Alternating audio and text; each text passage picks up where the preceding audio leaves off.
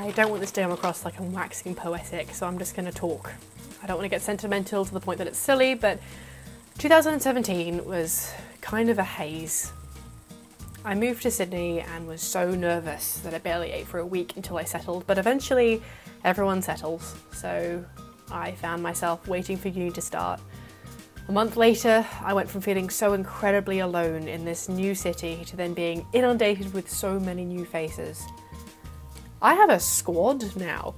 I never thought I'd be the type of person to have a squad with a capital S, but in fact, I am part of a squad within a squad.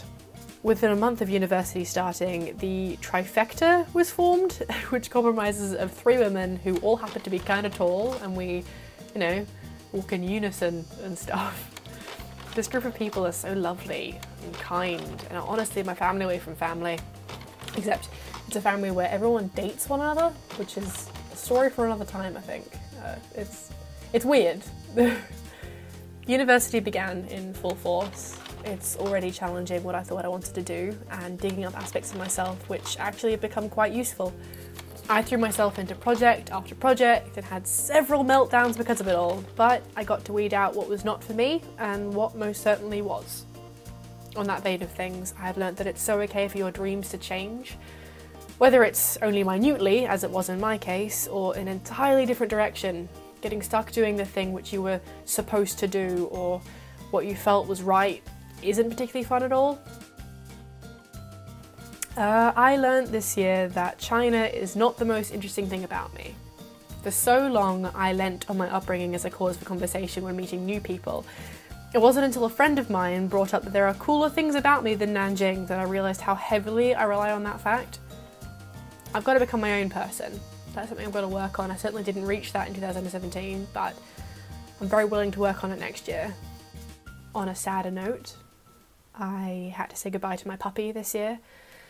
She was put down after a long and wonderful life, and that was really hard. I also spent a fair chunk of this year learning how best to get through the bad days. I don't really want to dwell on them right now because I don't think it's really very positive to focus on the downsides of this year, but learning to deal with those days was an accomplishment in itself, and I am proud of myself for that. And on a sweeter note, I fell in love this year. It's all mushy and gross and difficult at times and sappy and new and great and fun and gut-wrenchingly bizarre, but it's wonderful and I love him dearly. Like I said, 2017 was a haze.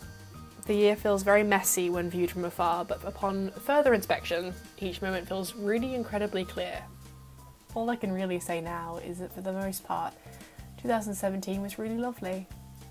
And I can't wait to ring in the new year. That's really it. See you next year.